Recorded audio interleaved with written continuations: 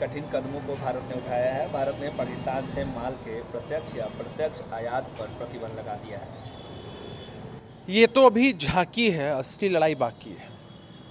जितने भी diplomatic decision हैं वो भारत की सरकार ने लिए हैं और आपने देखा है कि उसका खासा असर पाकिस्तान पर पड़ा है। ये अर्थव्यवस्था को तोड़ने का एक कदम है।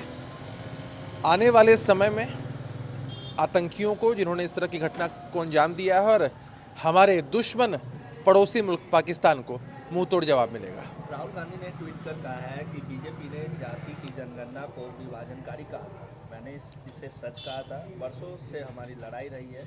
भारत के 90% लोगों को बाहर रखने पर भारत बढ़ नहीं सकता। आज प्रधानमंत्री और सरकार को आखिरकार लोगों की इच्छा को सुनने के लिए मजबूर किया गया। किससे लड़ाई थी राहुल गांधी जी की? वर्षों से खुद से लड़ाई थी क्या? इतने वर्षों तक केंद्र की सत्ता में इनकी पार्टी रही। ये चाहते तो जाति आधारित जनगणना करवा देते।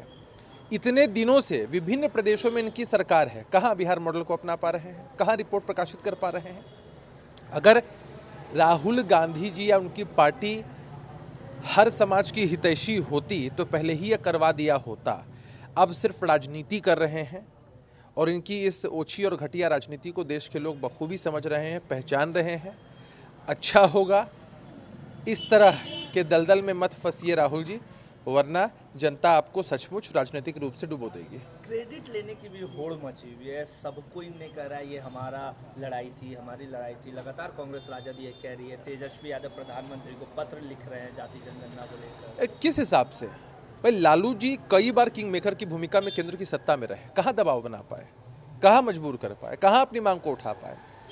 जातियों को बांटकर राजनीति की, उसका लाभ लिया, लेकिन उनके लिए कुछ भी नहीं किया। और तेजस्वी जी जो पत्र लिख रहे हैं, अंग्रेजी में लिख रहे हैं, हमें तो लगता है किसी से लिखवाया होगा। खैर, जनता भी पूरी तरीके से पत्र का मर्म नहीं समझ पाई है। हालांकि तेजस्वी जी जिस आरक्षण की बात कर रहे हैं, पहले अपनी पार्टी में तो लागू कर लें। अपनी पार्टी को तो परिवार के वंश के चंगुल से निकाल लें। टाटा सुनिश्चित की बात भी कर रहे हैं, वहीं आर्थिक नीति सुधारों की ओर ले जाएं, इसकी भी जिक्र वो कर रहे हैं इस पत्र में। देखिए, विपक्ष के कोई भी साथी कोई सकारात्मक सुझाव देते हैं, स्वागत है उनका, लेकिन सरकार पहले से प्रॉम्प्ट है, अलर्ट है, सब कुछ संज्ञान में है। निश्चित रूप से एक अच्छी नीति बनेगी, सबको इसका लाभ मिलेगा, लेकिन इनकी जो मंशा रहती है उसको उजागर करना ज़रूरी रहता है। क्रेडिट पॉलिटिक्स के चक्कर में ये लोग रहते हैं। जब मौका था तब तो कुछ किया नहीं, सिर्फ भाषण दिया। और अब जब केंद्र की सरकार ने, बिहार की सरकार ने, हमारे नेता ने एक मजबूत इकबाल का परिचय दिया है, तो ये इन लोगों को लगता है कि इसका लाभ इनको मिलेगा, इसलिए इस तरह की बातें कह रहे हैं। उन्होंने ये भी कई दफ़ा जिक्र भी किया है कि हम महागठबंधन में थे तो बिहार में जाति जनगणना हुई, और अब देश ने भी इसकी नज़ीर पेश की है। प्रधानमंत्री ने खुद कैबिनेट की बैठक में इसका फैसला लिया। बहुत हंसी आती है कि डिप्टी चीफ मिनिस्टर होकर वो हर चीज़ की क्रेडिट लेने में लग जाते हैं। ताली कप्तान को तो गाली किसको? अरे भाई, अगर ऐसा है तो जिन 17 महीनों की बात वो करते हैं, उन 17 महीनों में जितनी भी हत्याएं, बलात्कार, लूट की घटनाएं इस बिहार में हुई होंगी, तेजस्वी जी को अखबारों में विज्ञापन निकालकर उसका भी क्रेडिट लेना चाहिए। वो नहीं करेंगे। जो अच्छी बात है उसका क्रेडिट लेंगे। तेजस्वी जी याद रखें कि वो नीतीश कुमार जी के साथ पीएम से मिलने गए थे।